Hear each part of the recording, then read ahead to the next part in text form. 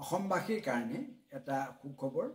যে যোৱাকালি কেবিনেট বৈঠকত মাজুলী বিশ্ব ঐতিহ্য ক্ষেত্ৰৰ কাৰণে আকৌ নতুন উদ্যমেৰে অসম চৰকাৰে বলিষ্ঠ পদক্ষেপ ল'ম বুলি সিদ্ধান্ত গ্ৰহণ কৰিছে।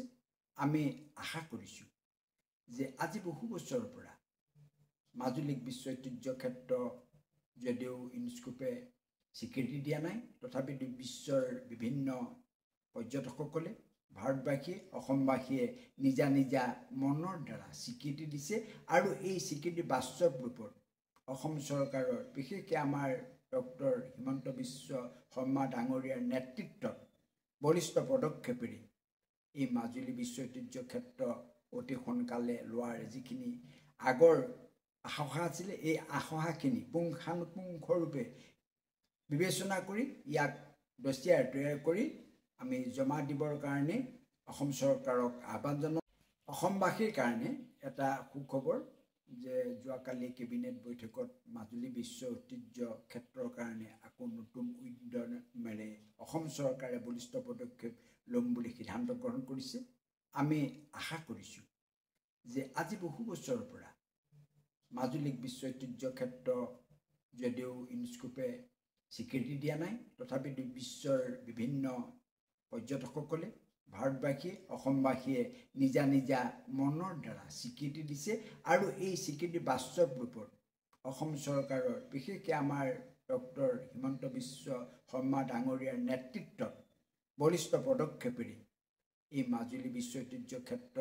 অতি সোনকালে লোৱাৰ যিখিনি আগৰ আশা আছিলে, এই আশাখিনি পুংখানুপুংখৰূপে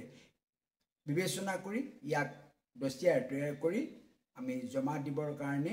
অসম চৰকাৰক আহ্বান জনাওঁ। অসমবাসীৰ কাৰণে এটা সুখবৰ যে যোৱাকালি কেবিনেট বৈঠকত মাজুলী বিশ্ব ঐতিহ্য ক্ষেত্ৰৰ কাৰণে আকৌ নতুন উদ্যমেৰে অসম চৰকাৰে বলিষ্ঠ পদক্ষেপ ল'ম বুলি সিদ্ধান্ত গ্ৰহণ কৰিছে।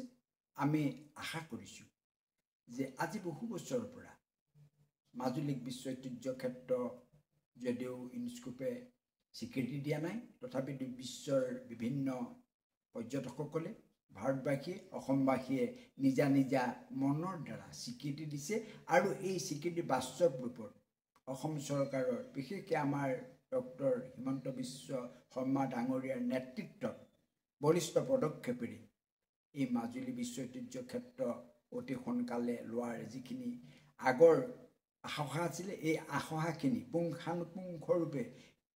বিবেচনা কৰি ইয়াক দস্তিয়াৰ তৈয়াৰ কৰি আমি জমা দিবৰ কাৰণে অসম চৰকাৰক আহ্বান জনাওঁ। অসমবাসীৰ কাৰণে এটা সুখবৰ যে যোৱাকালি কেবিনেট বৈঠকত মাজুলী বিশ্ব ঐতিহ্য ক্ষেত্ৰৰ কাৰণে আকৌ নতুন উদ্যমেৰে অসম চৰকাৰে বলিষ্ঠ পদক্ষেপ ল'ম বুলি সিদ্ধান্ত গ্ৰহণ কৰিছে। আমি আশা কৰিছোঁ যে আজি বহু বছৰৰ পৰা মাজুলীক বিশ্ব ঐতিহ্য ক্ষেত্ৰ যদিও ইউনেস্কোৱে স্বীকৃতি দিয়া নাই, তথাপিতো বিশ্বৰ বিভিন্ন পৰ্যটকসকলে ভাৰতবাসীয়ে অসমবাসীয়ে নিজা নিজা মনৰ দ্বাৰা স্বীকৃতি দিছে আৰু এই স্বীকৃতি বাস্তৱ ৰূপত অসম চৰকাৰৰ বিশেষকৈ আমাৰ ডক্টৰ হিমন্ত বিশ্ব শৰ্মা ডাঙৰীয়াৰ নেতৃত্বত বলিষ্ঠ পদক্ষেপেৰে এই মাজুলী বিশ্ব ঐতিহ্য ক্ষেত্ৰ অতি সোনকালে লোৱাৰ যিখিনি আগৰ আশা আছিলে, এই আশাখিনি পুংখানুপুংখৰূপে